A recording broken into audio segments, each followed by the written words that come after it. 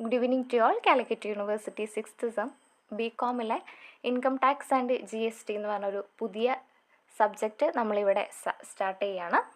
ഈ ഒരു സബ്ജക്റ്റ് എന്ന് പറയുമ്പോൾ നമ്മുടെ 5th സെമ്മിലെ ഇൻകം ടാക്സ് ലോ ആൻഡ് അക്കൗണ്ട്സിൻ്റെ ആ ഒരു സബ്ജക്റ്റിൻ്റെ കണ്ടിന്യൂഷനാണ്. അതായത് ആ ഒരു സബ്ജക്റ്റിൽ നമ്മൾ പഠിച്ചിട്ടുണ്ടായിരുന്നത് 5 ഹെഡ്സും അതിൽ വരുന്ന ഇൻകംസ് എങ്ങനെയൊക്കെയാണെന്നുള്ളതും അതുപോലെ തന്നെ അതിൽ വരുന്ന ഡിഡക്ഷൻസും ആയിരുന്നു. അതായത് ടോട്ടൽ ഇൻകം, ടോട്ടൽ ലയബിലിറ്റിയും ടാക്സ് ലയബിലിറ്റിയും നമ്മൾ കാൽക്കുലേറ്റ് ചെയ്തിട്ടുണ്ടായിരുന്നില്ല. ഓക്കെ, അപ്പോൾ ഈ ഒരു സബ്ജക്റ്റിൽ നമ്മൾ ടോട്ടൽ ഇൻകം അതുപോലെ തന്നെ ടോട്ടൽ ലയബിലിറ്റി നമ്മൾ എന്ത് ചെയ്യാണ്, കാൽക്കുലേറ്റ് ചെയ്യുകയാണ്. പിന്നെ GST. ഓക്കെ, അപ്പോൾ അതുമാണ് നമ്മൾ ഈ ഒരു സബ്ജക്റ്റിൽ പഠിക്കുന്നത്. ഈ ഒരു സബ്ജക്റ്റിൽ ഏകദേശം നമുക്ക് 5 മൊഡ്യൂൾസ് ആയിട്ട് 12 ചാപ്റ്റേഴ്സാണ് വരുന്നത്. ഓക്കെ, ഞാൻ ജസ്റ്റ് ഒരു ഇൻട്രോ പറഞ്ഞു തന്നേ ഉള്ളൂ. ഓക്കെ, അപ്പോൾ ഇത് ഫസ്റ്റ് ചാപ്റ്ററാണ് clubbing of income. Okay, clubbing of income വളരെ ചെറിയൊരു ചാപ്റ്ററാണ്.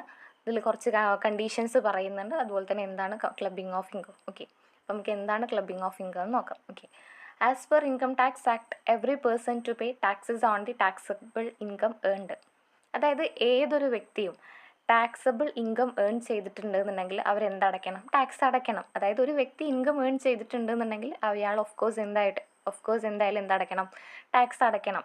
No person is allowed to divert his income to any relatives to reduce tax liability. Okay, ഇനി ക്ലബിംഗ് ഓഫ് ഇൻകം എന്താണെന്ന് നോക്കാം. Clubbing of income means of other person is include in the tax payer total income by computing income tax payable.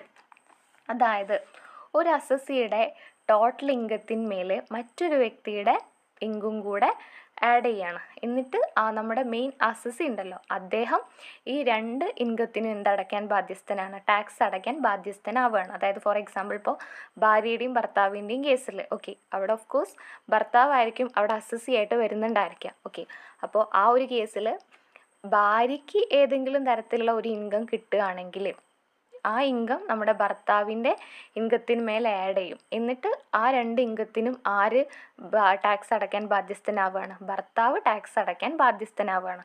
അതാണ് എന്ത് പറഞ്ഞത്, clubbing of income എന്ന് പറയുന്നത്. അതായത് മറ്റൊരു വ്യക്തിയുടെ ഇൻകം നമ്മുടെ അസസ്സിയുടെ മേലെ ആഡ് ചെയ്യും. എന്നിട്ട് അതിന് 2നും കൂടെ നമ്മുടെ അസസ്സി എന്തടയ്ക്കണം, ടാക്സ് അടയ്ക്കണം. ഓക്കെ, അതാണ് ക്ലബിംഗ് ഓഫ് ഇൻകം എന്ന് പറയുന്നത്. Section 16 to 65 of the Income Tax Act deals with the clubbing of income.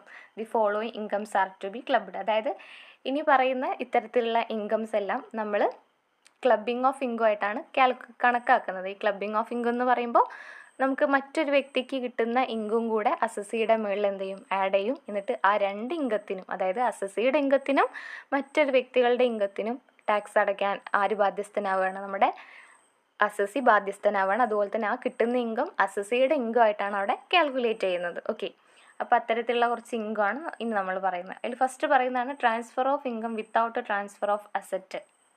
അതായത് അവിടെ ഇൻകം ട്രാൻസ്ഫർ ചെയ്യുന്നുണ്ട്, പക്ഷേ അസറ്റ് അവിടെ ട്രാൻസ്ഫർ ചെയ്യുന്നില്ല. അതായത് transfer of income without transfer of asset. അതായത് എനിക്കിപ്പോൾ ഒരു ഭൂമി ഉണ്ടെന്ന് വിചാരിക്കുക. ഓക്കെ, എനിക്ക് കുറച്ച് ഭൂമിയുണ്ട്. അപ്പോൾ അതിൽ നിന്ന് കിട്ടുന്ന ഇൻകം ഞാൻ മറ്റൊരു വ്യക്തിക്ക് കൊടുക്കുന്നുണ്ട്.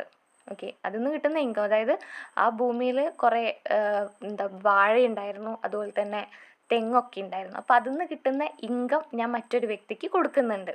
ഓക്കെ, പക്ഷേ ആ സ്ഥലം ഞാൻ അയാളുടെ പേരിൽ എഴുതി കൊടുത്തില്ല, സ്ഥലം എൻ്റെ പേരിൽ തന്നെയാണ്. ഓക്കെ, ഞാൻ അതിൽ നിന്ന് കിട്ടുന്ന ഇൻകമാണ് മറ്റൊരാൾക്ക് കൊടുക്കുന്നത്. പക്ഷേ സ്ഥലം എൻ്റെ പേരിലായതുകൊണ്ട് തന്നെ അത് എനിക്ക് കിട്ടുന്ന ഇൻകം ആയിട്ടാണ് അവിടെ കണക്കാക്കുന്നത്. അപ്പോൾ ഞാനായിരിക്കണം അവിടെ എന്തടയ്ക്കേണ്ടത്, ടാക്സ് അടയ്ക്കേണ്ടത്. ഇൻകം ഞാൻ കൊടുക്കുന്നുണ്ട് വെച്ചിട്ട് ആ ഒരു സ്ഥലം എൻ്റെ പേരിൽ തന്നെയാണ്. മനസ്സിലായോ? അതാണ് transfer of income without transfer of asset. അവിടെ ഇൻകം അവിടെ ട്രാൻസ്ഫർ ചെയ്യുന്നുണ്ട്, പക്ഷേ ആ ഒരു അസറ്റ് അവിടെ ട്രാൻസ്ഫർ ചെയ്യുന്നില്ല. Okay, if a person transfer asset to another person without transferring the ownership of the asset, the income from such asset shall account deemed to having the income of the transfer and shall account include in the his total income. അതായത് അവിടെ asset അവിടെ transfer ചെയ്യുന്നുണ്ട് എന്ന് വിചാരിച്ചിട്ട് അതിൻ്റെ ആ ownership ഉണ്ടല്ലോ, അതൊരിക്കലും അവിടെ ട്രാൻസ്ഫർ ചെയ്യുന്നില്ല.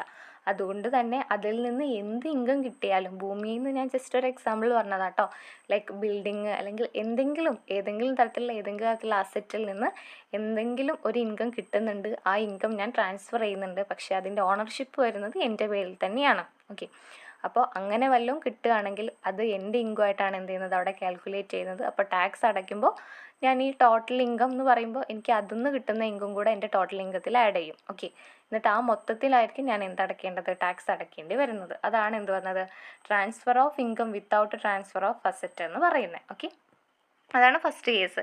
ഇനി രണ്ടാമത് പറയുന്നതാണ് revocable transfer of asset.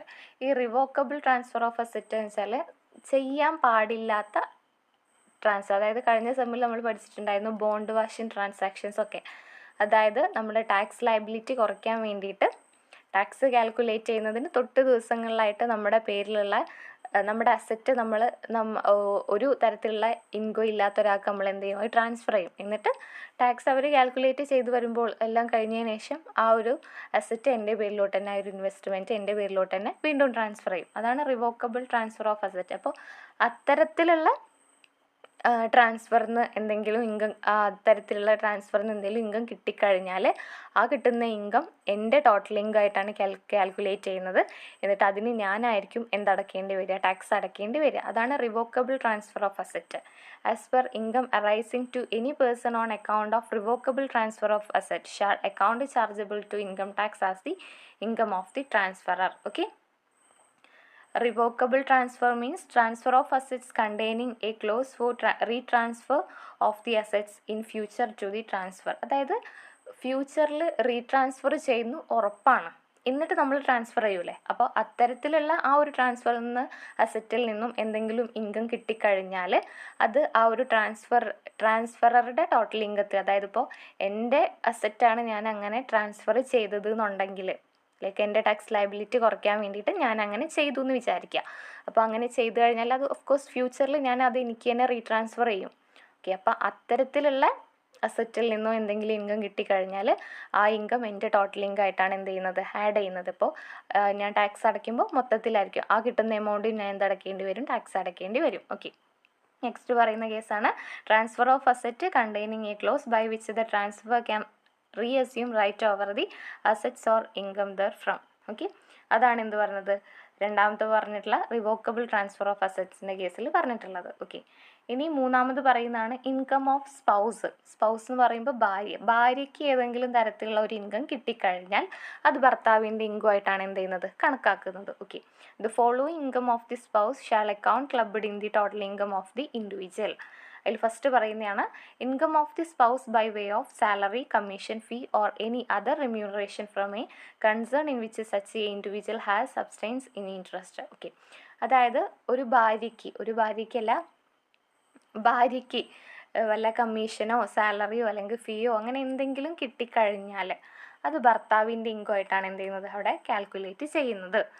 Okay, അപ്പോൾ ഭർത്താവിൻ്റെ ടോട്ടൽ ഇൻകം എന്ന് പറയുന്നത് ആ ഭാര്യയ്ക്ക് കിട്ടുന്ന ഇൻകം കൂടെ ആഡ് ചെയ്യും. ഓക്കെ, പിന്നെ നെക്സ്റ്റ് അതേ കേസ് തന്നെ പറയുന്നതാണ് income from asset transfer to spouse if an assets is transferred by an individual to his spouse without adequate consideration the income from such asset will be include in the income from the transferor. അതായത് ഭർത്താവിൻ്റെ എന്തെങ്കിലും asset, വീടോ അല്ലെങ്കിൽ എന്തെങ്കിലും, അത് നമ്മൾ ഭാര്യയ്ക്ക് transfer ചെയ്യണം, ഭാര്യയുടെ പേരിൽ എഴുതി കൊടുക്കുകയാണ്, ഭർത്താവിൻ്റെ അസറ്റ് ഭാര്യയുടെ പേരിൽ എഴുതി കൊടുക്കുകയാണ്.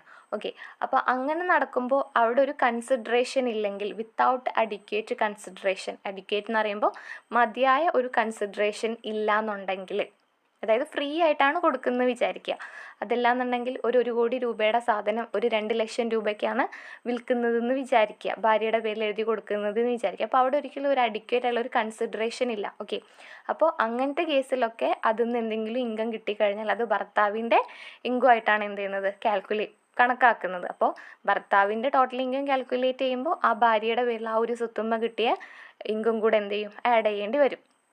മനസ്സിലായോ?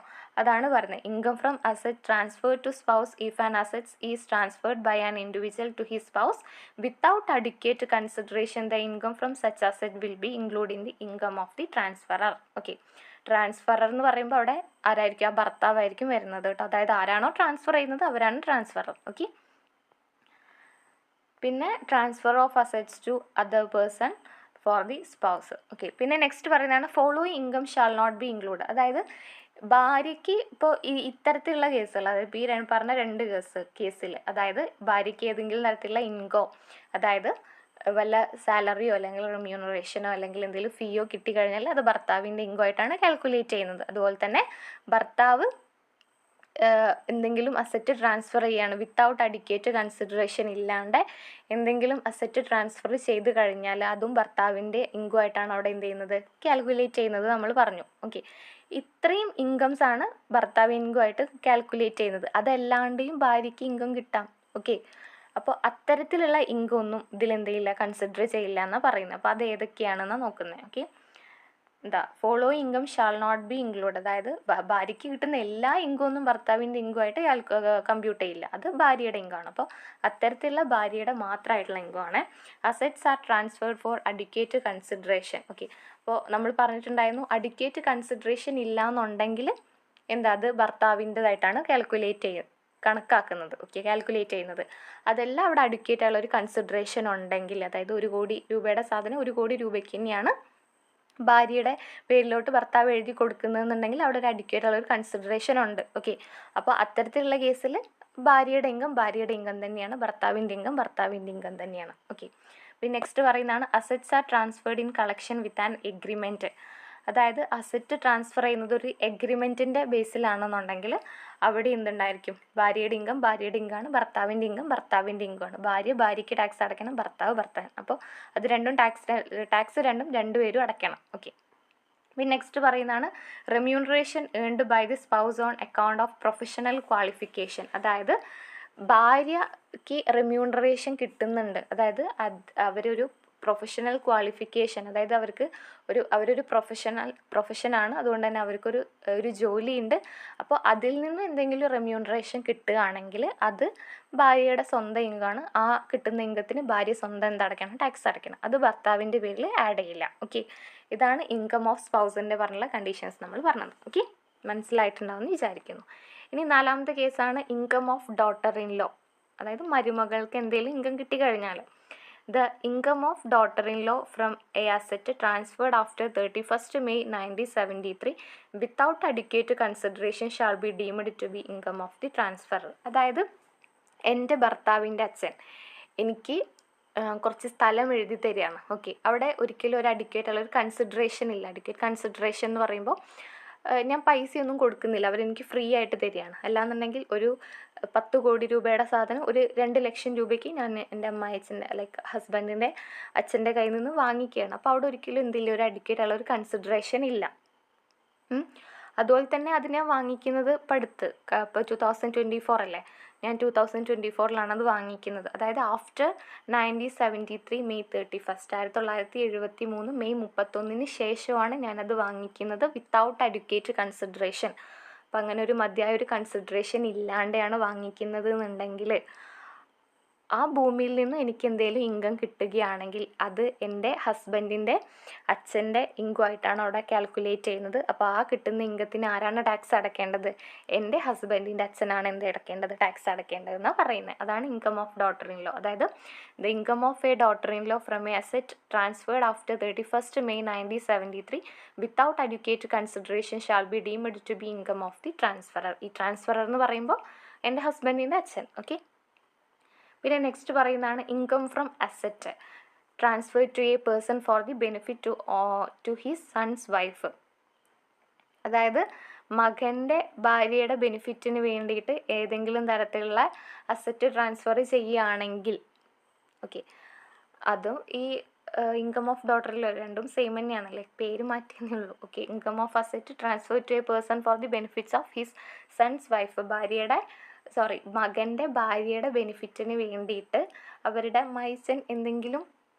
മൈച്ചെന്നല്ലേ പറയുക, ഓക്കെ, ഹസ്ബൻഡിൻ്റെ അച്ഛൻ എന്തെങ്കിലും അസറ്റ് ട്രാൻസ്ഫർ ചെയ്യുകയാണെങ്കിൽ അത് ഹസ്ബൻഡിൻ്റെ അച്ഛൻ്റെ ടോട്ടൽ ഇൻകമായിട്ടാണ് കണക്കാക്കുന്നിട്ട് ടോട്ടൽ ഇൻകം കാൽക്കുലേറ്റ് ചെയ്യുമ്പോൾ ഇതിന്ന് കിട്ടുന്ന ഇൻകം കൂടെ എന്ത് ചെയ്യണം, കാൽക്കുലേറ്റ് ചെയ്യണം, ആഡ് ചെയ്യണം, ഇൻക്ലൂഡ് ചെയ്യണം. ഓക്കെ, അതാണ് ഇൻകം ഫ്രം അസറ്റ് എന്ന് പറയുന്നത്. പിന്നെ നെക്സ്റ്റ് പറയുന്നതാണ് income from business. Okay, if the individual transfer any asset to his spouse or son's wife without adequate consideration and such assets are invested in a business, the proportionate profit of such a business shall be include income of the transferor. അതായത് ഒരു individual അദ്ദേഹത്തിൻ്റെ ഭാര്യയ്ക്കോ അല്ലെങ്കിൽ മകൻ്റെ ഭാര്യയ്ക്കോ without adequate consideration, അതായത് ഒരു മതിയായ ഒരു കൺസിഡറേഷൻ ഇല്ലാതെ ഏതെങ്കിലും തരത്തിലുള്ള ഒരു അസറ്റ് എന്ത് ചെയ്യാണ്, അവർ ട്രാൻസ്ഫർ ചെയ്യുകയാണ്. ഓക്കെ, അല്ലാന്നുണ്ടെങ്കിൽ അവർ ആ അസറ്റ് എവിടെയെങ്കിലും ഇൻവെസ്റ്റ് ചെയ്യുകയാണ്. എന്നിട്ട് അപ്പോൾ ഇൻവെസ്റ്റ് ചെയ്യുമ്പോൾ അതിൽ നിന്ന് കിട്ടുന്ന ഒരു പ്രൊപ്പോർഷനേറ്റ് പ്രോഫിറ്റ് ഉണ്ടാവുമല്ലോ. ഇൻവെസ്റ്റ് ചെയ്യുമ്പോൾ ഓഫ് കോഴ്സ് അതിൽ നിന്ന് എന്തെങ്കിലും ഒരു പ്രോഫിറ്റ് കിട്ടും. ഓക്കെ, ആ കിട്ടുന്ന പ്രോഫിറ്റ് ആരാണോ ട്രാൻസ്ഫർ ചെയ്തത് അദ്ദേഹത്തിൻ്റെ ഇൻകം ആയിട്ടാണ് കാൽക്കുലേറ്റ് ചെയ്യുന്നത്. അതായത് അദ്ദേഹത്തിന് ടോട്ടൽ ഇൻകം കാൽക്കുലേറ്റ് ചെയ്യുമ്പോൾ ഈ ഇൻകം കൂടെ എന്ത് ചെയ്യണം, ആഡ് ചെയ്യണം. എന്നിട്ടാണ് ടോട്ടൽ ഇൻകം കാൽക്കുലേറ്റ് ചെയ്യുന്നത്. ടാക്സ് അടയ്ക്കുമ്പോൾ ഈ കിട്ടുന്ന ഇൻകത്തിന് അയാൾ ടാക്സ് അടയ്ക്കാൻ എന്താണ് ബാധ്യസ്ഥനാണെന്നാണ് പറയുന്നത്. Okay, income from business if the individual transfer any asset to his spouse or son's wife, അതായത് ഒരു വ്യക്തി അദ്ദേഹത്തിൻ്റെ ഭാര്യയ്ക്കോ അല്ലെങ്കിൽ മകൻ്റെ ഭാര്യയ്ക്കോ അസറ്റ് ട്രാൻസ്ഫർ ചെയ്യുകയാണ് without adequate consideration. Okay, and such assets are invested in business, അത് ഏതെങ്കിലും ബിസിനസ്സിൽ ഇൻവെസ്റ്റ് ചെയ്യുകയാണ്. അപ്പോൾ നമുക്ക് അതിന് എന്ത് കിട്ടും, ഒരു പ്രോഫിറ്റ് കിട്ടും. അപ്പോൾ ആ കിട്ടുന്ന പ്രോഫിറ്റ് നമ്മുടെ ട്രാൻസ്ഫററുടെ ഇൻകം ആയിട്ടാണ് അവിടെ എന്ത് ചെയ്യുന്നത്, കാൽക്കുലേറ്റ് ചെയ്യുന്നത്. ഓക്കെ, അപ്പോൾ ടോട്ടൽ ഇൻകം കമ്പ്യൂട്ട് ചെയ്യുമ്പോൾ ഈ ഒരു ഇൻകം കൂടെ എന്ത് ചെയ്യേണ്ടി വരും, ആഡ് ചെയ്യേണ്ടി വരും.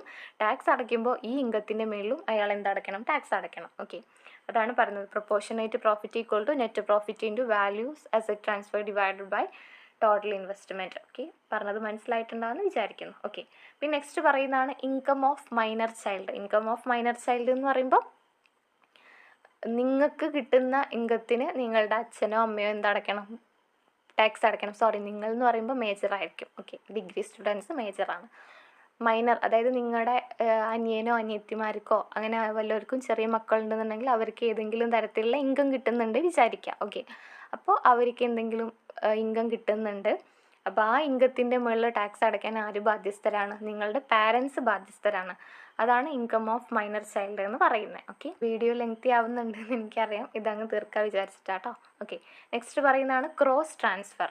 ക്രോസ് ട്രാൻസ്ഫർ എന്ന് പറയുമ്പോൾ if 2 or more transfers are interconnected and are part of the same transaction it shall be included in the income of the transferor. അതായത് ഇൻ്റർകണക്റ്റഡ് എന്ന് പറയുമ്പോൾ സെയിം സാധനം തന്നെ റിപ്പീറ്റ് ആയിട്ട് ഇങ്ങനെ ട്രാൻസ്ഫർ ചെയ്യുക. അതായത് ഒരു കാർ, എൻ്റെ കാർ ഞാൻ എൻ്റെ മോന് കൊടുത്തു, അത് അവൻ്റെ മോന് കൊടുത്തു, അത് അവർ വേറെ ആർക്ക് കൊടുത്തു, അത് അവർ വേറെ ആർക്കും, അങ്ങനെ ഒരുപാട് ട്രാൻസാക്ഷൻസ് 2 or more ട്രാൻസാക്ഷൻസ് ഒരുമിച്ച് നടക്കുകയാണ്, സെയിം സാധനം തന്നെ. ഓക്കെ, അപ്പോൾ അങ്ങനത്തെ കേസിൽ ആരാണോ ആദ്യം ട്രാൻസ്ഫർ ചെയ്തത് അദ്ദേഹത്തിൻ്റെ മുകളിലായിരിക്കും ആ ഒരു അസറ്റിൻ്റെ ഓണർഷിപ്പ് വരുന്നത്. അതിൽ നിന്ന് എന്തെങ്കിലും ഇൻകം കിട്ടിക്കഴിഞ്ഞാൽ ആരാണ് ടാക്സ് അടയ്ക്കേണ്ടി വരിക, നമ്മുടെ ആരാണോ ആദ്യം ആ ഒരു ട്രാൻസ്ഫർ തുടങ്ങി വെച്ചത്, ലൈക്ക് ആരാണോ അതിൻ്റെ ഓണർ അയാളായിരിക്കും ടാക്സ് അടയ്ക്കേണ്ടി വരിക. അതാണ് പറഞ്ഞത് if 2 or more transfers are interconnected and part of the same transaction it shall be include in the income of the transferor. Okay, അതാണ് ക്രോസ് ട്രാൻസ്ഫർ എന്ന് പറയുന്നത്. അവിടെ 2ൽ കൂടുതൽ ട്രാൻസാക്ഷൻസ് എന്ത് ചെയ്തിട്ടുണ്ടായിരിക്കണം, നടന്നിട്ടുണ്ടായിരിക്കണം. ഓക്കെ, പിന്നെ നെക്സ്റ്റ് പറയുന്നതാണ് ഇൻകം ഓഫ് കൺവേർട്ടഡ് പ്രോപ്പർട്ടി. അതായത് converted property means an individual property transferred after 31st December 1969 into the property of HUF. The income of such property shall be deemed to be income of the transfer individual. അതായത് 1969 December 31 ശേഷം ഒരു individual അദ്ദേഹത്തിൻ്റെ property transfer ചെയ്യാണ് എങ്ങോട്ട്, into the property of HUF transfer ചെയ്യുമ്പോൾ അതിന്ന് എന്തെങ്കിലും income കിട്ടിക്കഴിഞ്ഞാൽ, ആ ഒരു പ്രോപ്പർട്ടീൻ്റെ മുകളിൽ നിന്ന് എന്തെങ്കിലും ഒരു ഇൻകം കിട്ടിക്കഴിഞ്ഞാൽ ആ ഇൻകത്തിൻ്റെ മേൽ ആര് ടാക്സ് അടയ്ക്കാൻ ബാധ്യസ്ഥനാണ്, ആ ഒരു ട്രാൻസ്ഫറർ, ആ ഒരു ഇൻഡിവിജ്വൽ ടാക്സ് അടയ്ക്കാൻ ബാധ്യസ്ഥനാണെന്ന് പറയുന്നത്. Income of such property shall be deemed to be income of the transferor individual. അതാണ് ഇൻകം ഓഫ് കൺവേർട്ടഡ് പ്രോപ്പർട്ടി എന്ന് പറയുന്നത്. ഓക്കെ, പിന്നെ നെക്സ്റ്റ് പറയുന്നതാണ് ബിനാമി ട്രാൻസാക്ഷൻ. ബിനാമി ട്രാൻസാക്ഷൻ എന്ന് പറയുമ്പോൾ when a person enter into a transaction in the name of a person other than the real person it is called benami transaction. അതായത് ഒരു third person അവിടെ involve ആവുകയാണ് എന്തിനു വേണ്ടിയിട്ട്, ഒരു ട്രാൻസാക്ഷൻ നടക്കുമ്പോൾ when a person enter into a transaction in the name of a person other than the real person, അതായത് ഒരു റിയൽ പേഴ്സണിന് പുറമെ മറ്റൊരു വ്യക്തി കൂടെ അവിടെ ട്രാൻസ്ഫർ ചെയ്യുമ്പോൾ അവിടെ ഇൻവോൾവ് ആവുകയാണ്. It is called benami transaction. The income from such asset shall be include in the income of the real person. പക്ഷേ അതിൽ നിന്ന് എന്തെങ്കിലും ഇൻകം കിട്ടിക്കഴിഞ്ഞു എന്ന് വിചാരിച്ച് അതിന് ടാക്സ് അടയ്ക്കേണ്ടത് ആരായിരിക്കും? അതിൻ്റെ റിയൽ പേഴ്സൺ ആയിരിക്കും. ആ മൂന്നാമത് വന്ന ആൾ ഒരിക്കലും ആ ടാക്സ് അടയ്ക്കാൻ ബാധ്യസ്ഥനല്ല. കാരണം അത് ആ ഒരു അസറ്റിൻ്റെ ഓണർ എന്ന് പറയുന്നത് ആ ഒരു റിയൽ പേഴ്സൺ ആണ്. ഓക്കെ, അപ്പോൾ അയാളായിരിക്കണം അവിടെ എന്തടയ്ക്കേണ്ടത്? ടാക്സ് അടയ്ക്കേണ്ടി വരിക. അതാണ് ബിനാമി ട്രാൻസാക്ഷൻസ് എന്ന് പറയുന്നത്. ഓക്കെ, അപ്പോൾ നമുക്കിതിൽ ഇന്ന് നമ്മൾ ഡിസ്കസ് ചെയ്തത് ഫസ്റ്റ് നമ്മൾ ക്ലബിംഗ് ഓഫ് ഇൻകം അതെന്താന്ന് പറഞ്ഞു. അതെന്തായിരുന്നു? അതായത് ഒരു അസസ്സിയുടെ ടോട്ടൽ ഇൻകത്തിന് മേൽ മറ്റൊരു വ്യക്തിയുടെ ഇൻകം കൂടെ എന്ത് ചെയ്യാണ്? ആഡ് ചെയ്യാണ്. എന്നിട്ട് നമ്മുടെ അസസ്സി ഈ 2 ഇൻകത്തിനും ടാക്സ് അടയ്ക്കാൻ എന്താവാണ്? ബാധ്യസ്ഥനാവാണ്. അതാണ് ക്ലബിംഗ് ഓഫ് ഇൻകം എന്ന് പറയുന്നത്. ഓക്കെ, അപ്പോൾ ക്ലബിംഗ് ഓഫ് ഇൻകം വരുന്ന കുറച്ച് ടേമുകളാണ്. First transfer of income without transfer of asset. അതായത് അസറ്റ് ട്രാൻസ്ഫർ ചെയ്യാതെ ഇൻകം മാത്രം ട്രാൻസ്ഫർ ചെയ്യുന്ന കേസിൽ നമ്മൾ ആരായിരിക്കും അവിടെ ടാക്സ് അടയ്ക്കേണ്ടി വരിക? ട്രാൻസ്ഫറർ ആയിരിക്കും അവിടെ എന്തടയ്ക്കേണ്ടി വരുന്നത്? ടാക്സ് അടയ്ക്കേണ്ടി വരുന്നത്. പിന്നെ റിവോക്കബിൾ ട്രാൻസ്ഫർ ഓഫ് അസറ്റ് വന്നു കഴിഞ്ഞാൽ അവിടെയും ടാക്സ് അടയ്ക്കേണ്ടത് ആരാണ്? ട്രാൻസ്ഫററാണ് ടാക്സ് അടയ്ക്കേണ്ടത്. പിന്നെ ഇൻകം ഓഫ് സ്പൗസ്, അതായത് ഭാര്യയ്ക്ക് ഏതെങ്കിലും തരത്തിലുള്ള ഇൻകം കിട്ടിക്കഴിഞ്ഞാൽ അതിന് ആരായിരിക്കും ടാക്സ് അടയ്ക്കേണ്ടി വരിക? ഭർത്താവായിരിക്കും ടാക്സ് അടയ്ക്കേണ്ടി വരിക. ഓക്കെ, അങ്ങനെ എല്ലാ ഇൻകം ഒന്നും ഭർത്താവ് അടയ്ക്കേണ്ട. അതിന് കുറച്ച് കണ്ടീഷൻസ് ഉണ്ട്. ആ കണ്ടീഷൻസ് എല്ലാം ദ അസറ്റ്സ് ആർ അഡിക്വേറ്റ് കൺസിഡറേഷനോട് കൂടിയിട്ടാണ് ആ ഒരു ട്രാൻസ്ഫർ നടന്നിട്ടുള്ളതെന്നുണ്ടെങ്കിൽ അത് ഭാര്യയുടെ സ്വന്തം എന്താണ്? അസറ്റാണ്. അവിടെ ഭർത്താവിന് പങ്കില്ല. പിന്നെ assets are transferred in collection with an agreement. Okay, അതുപോലെ തന്നെ ഏതെങ്കിലും ഒരു പ്രൊഫഷണൽ ക്വാളിഫിക്കേഷൻ്റെ ബേസിലാണ് അവർക്ക് ആ ഒരു റെമ്യൂണറേഷൻ കിട്ടിയിട്ടുള്ളതെന്നുണ്ടെങ്കിൽ അത് അവരുടെ സ്വന്തം ഇൻകമാണ്. ഭർത്താവിന് അതിൽ എന്തില്ല? പങ്കില്ല. ഓക്കെ, പിന്നെ നെക്സ്റ്റ് പറയുന്നതാണ് income of daughter in law. അതായത് മരുമകൾക്ക് എന്തെങ്കിലും ഇൻകം കിട്ടിക്കഴിഞ്ഞാൽ ആ ഒരു അസറ്റിന്മേൽ അസറ്റിന്മേൽ അങ്ങനെ എന്തെങ്കിലും ഇൻകം കിട്ടിക്കഴിഞ്ഞാൽ ആരായിരിക്കും ടാക്സ് അടയ്ക്കേണ്ടി വരിക? ആരാണോ ട്രാൻസ്ഫർ ചെയ്തത് അവരായിരിക്കും ടാക്സ് അടയ്ക്കേണ്ടി വരിക. അതായത് ട്രാൻസ്ഫർ. ഓക്കെ, പിന്നെ income off from the asset, അതുപോലെ തന്നെ പിന്നെ ഇൻകം ഫ്രം ബിസിനസ്, പിന്നെ ഇൻകം ഫ്രം മൈനർ ചൈൽഡ്, പിന്നെ നെക്സ്റ്റ് വരുന്നതാണ് ക്രോസ് ട്രാൻസ്ഫർ, പിന്നെ ഇൻകം ഫ്രം കൺവേർട്ടഡ് പ്രോപ്പർട്ടി, പിന്നെ ബിനാമി ട്രാൻസാക്ഷൻസ്. ഓക്കെ, ഇത്രയും കാര്യങ്ങളാണ് ക്ലബിംഗ് ഓഫ് ഇൻകത്തിൽ പറയുന്നത്.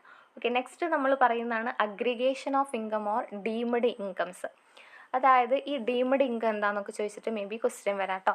അതായത് ഡീംഡ് ഇൻകം ലിസ്റ്റ് ഔട്ട് ചെയ്യാൻ പറഞ്ഞിട്ട്, അതായത് നമുക്ക് ഡീംഡ് ഇൻകം എന്ന് പറയുമ്പോൾ നമുക്കൊരു പ്രത്യേകമായുള്ള ഒരു സോഴ്സ് നമുക്ക് അവിടെ പറഞ്ഞു കൊടുക്കാൻ കഴിയില്ല. അതായത് നമുക്ക് കുറേ ക്യാഷ് കിട്ടുന്നുണ്ടായിരിക്കും. ഓക്കെ, ആ ക്യാഷ് എവിടെ നിന്നാണ് വരുന്നത് എന്ന് നമുക്ക് വെളിപ്പെടുത്താൻ കഴിയില്ല. അപ്പം അത്തരത്തിലുള്ള ഇൻകത്തിനെയാണ് നമ്മൾ എന്ത് പറയുന്നത്? ഡീംഡ് ഇൻകംസ് എന്ന് പറയുന്നത്, അല്ലെങ്കിൽ അഗ്രിഗേഷൻ ഓഫ് ഇൻകംസ് എന്ന് പറയുന്നത് അതാണ്. അപ്പോൾ ഏതൊക്കെയാണ് അത്തരത്തിലുള്ള ഇൻകംസ് അതാണ് നമ്മൾ നോക്കുന്നത്. ഓക്കെ, അതിൽ ഫസ്റ്റ് പറയുന്നതാണ് ക്യാഷ് ക്രെഡിറ്റ്. ക്യാഷ് ക്രെഡിറ്റ് എന്ന് പറയുമ്പോൾ എൻ്റെ അക്കൗണ്ടിൽ ഒരുപാട് പൈസ ഇങ്ങനെ ക്രെഡിറ്റ് ആവുന്നുണ്ട്. 10 കോടി 20 കോടി 30 കോടി ഇങ്ങനെ ഒരുപാട് പൈസ ക്രെഡിറ്റ് ആവുന്നുണ്ട്. പക്ഷെ അത് എവിടെ നിന്നാണ് ആ ഒരു പൈസ എനിക്ക് കിട്ടുന്നത് എന്ന് എനിക്ക് വെളിപ്പെടുത്താൻ താല്പര്യമില്ല. ഓക്കെ, അപ്പോൾ അത് ഡീംഡ് ഇൻകം ആയിട്ടാണ് കണക്കാക്കുന്നത്. അപ്പോൾ ഞാൻ എന്ത് അടയ്ക്കേണ്ടി വരികയാണ്? ടാക്സ് അടയ്ക്കണം. ഓക്കെ, അതാണ് ഡീംഡ് ഇൻകം. അതാണ് ക്യാഷ് ക്രെഡിറ്റ്. പിന്നെ share of member of AOP or BOI. AOP എന്ന് പറയുമ്പോൾ association of person and BOI എന്ന് പറയുമ്പോൾ ബോഡി ഓഫ് ഇൻഡിവിജ്വൽ. ഓക്കെ, അപ്പോൾ അതിൽ മെമ്പർ ആണെന്നുണ്ടെങ്കിൽ അതിൽ നിന്ന് എന്തെങ്കിലും ഷെയർ കിട്ടിക്കഴിഞ്ഞാൽ. ഓക്കെ, പിന്നെ നെക്സ്റ്റ് പറയുന്നതാണ് അൺറെക്കോർഡഡ് ആൻഡ് അൺഎക്സ്പ്ലെയിൻഡ് ഇൻവെസ്റ്റ്മെൻറ്റ്. അതായത് അൺറെക്കോർഡഡ് എന്ന് പറഞ്ഞാൽ ഞാൻ എവിടേക്കോ അത് എന്ത് ചെയ്തിട്ടുണ്ട്? ഇൻവെസ്റ്റ് ചെയ്തിട്ടുണ്ട്. ഓക്കെ, എവിടേക്കോ ഞാനത് റെക്കോർഡ് ചെയ്തിട്ടില്ല. റെക്കോർഡ് ചെയ്യാത്ത പല സ്ഥലങ്ങളിൽ ഞാൻ ഇൻവെസ്റ്റ് ചെയ്തിട്ടുണ്ട്. അതുപോലെ തന്നെ ഞാനത് എക്സ്പ്ലെയിൻ ചെയ്തിട്ടുമില്ല. അപ്പോൾ അതിൽ നിന്നൊക്കെ എനിക്ക് ഇൻകം കിട്ടിക്കഴിഞ്ഞാൽ ഞാൻ എന്തടയ്ക്കണം? ടാക്സ് അടയ്ക്കണം. ഞാനത് റെക്കോർഡും ചെയ്തിട്ടില്ല, എക്സ്പ്ലെയിനും എവിടെയും പറഞ്ഞിട്ടുമില്ല. പിന്നെ unrecorded or unexplained money or gold. അതായത് ഇതുപോലെ തന്നെ റെക്കോർഡും ചെയ്തിട്ടില്ല, എക്സ്പ്ലെയിൻ ചെയ്യാത്ത മണിയിൽ നിന്നോ ഗോൾഡോ അങ്ങനെ എന്തെങ്കിലുമൊക്കെ ഉണ്ടെന്നുണ്ടെങ്കിൽ അതിലും ഞാൻ എന്തടയ്ക്കണം? ടാക്സ് അടയ്ക്കണം. പിന്നെ അൺഎക്സ്പ്ലെയിൻഡ് എക്സ്പെൻഡിച്ചർ, അതായത് എനിക്ക് ഒരുപാട് ചിലവുകൾ വരികയാണ്. ഓക്കെ, അങ്ങനെ ഒരുപാട് ചിലവുകൾ വരണമെന്നുണ്ടെങ്കിൽ സോഴ്സ് ഉണ്ടായിട്ടാവില്ലല്ലോ ചിലവ് വരിക. അതായത് എനിക്ക് 5 ലക്ഷം രൂപ ചിലവ് വന്നു എന്ന് പറഞ്ഞു ഞാൻ. ഓക്കെ, എനിക്ക് 5 ലക്ഷം രൂപ അവിടെ ചിലവ് വന്നു. ഓക്കെ, അപ്പോൾ ഈ 5 ലക്ഷം രൂപ എന്തിനാണ് ചിലവ് വന്നത് എന്നുകൂടെ പറഞ്ഞാൽ മാത്രമേ എനിക്ക് ആ ഡിഡക്ഷൻ കിട്ടുള്ളൂ. അതെനിക്ക് പറയാൻ താല്പര്യമില്ല. അങ്ങനെയാണെങ്കിൽ ഞാൻ ഈ ഒരു 5 ലക്ഷത്തിനും കൂടെ എന്തടയ്ക്കേണ്ടി വരികയാണ്? ടാക്സ് അടയ്ക്കേണ്ടി വരിക. കാരണം എന്തിനാണ് ഈ 5 ലക്ഷം രൂപ ഞാൻ ചിലവാക്കിയത് എന്ന് ഞാൻ അവിടെ പറഞ്ഞിട്ടില്ല. അതാണ് അൺഎക്സ്പ്ലെയിൻഡ് എക്സ്പെൻഡിച്ചർ. ഓക്കെ, പിന്നെ നെക്സ്റ്റ് പറയുന്നതാണ് amount borrowed or repaid hundi. അതായത് ഈ പലിശയ്ക്കൊക്കെ കടം കൊടുക്കുന്ന ആളുകളുണ്ടല്ലോ, അതാണ് amount borrowed or repaid on hundi എന്ന് പറയുന്നത്. അപ്പോൾ ഇത്രയും കാര്യങ്ങളാണ് നമ്മൾ ഈ ഒരു വീഡിയോയിൽ ഡിസ്കസ് ചെയ്യുന്നത്. നിങ്ങൾക്ക് മനസ്സിലായിട്ടുണ്ടാവുമെന്ന് വിചാരിക്കുന്നു. എന്തെങ്കിലും ഡൗട്ട്സോ മനസ്സിലാവാത്ത കാര്യങ്ങളോ ഉണ്ടെങ്കിൽ നിങ്ങൾ കമൻറ്റ് ചെയ്യുക കേട്ടോ. നിങ്ങളുടെ ഫ്രണ്ട്സിനൊക്കെ ഷെയർ ചെയ്ത് കൊടുക്കുക. നെക്സ്റ്റ് ക്ലാസ്സിൽ നമുക്ക് നെക്സ്റ്റ് വീഡിയോ ആയിട്ട് അപ്ലോഡ് ചെയ്യാം. Okay, thank you.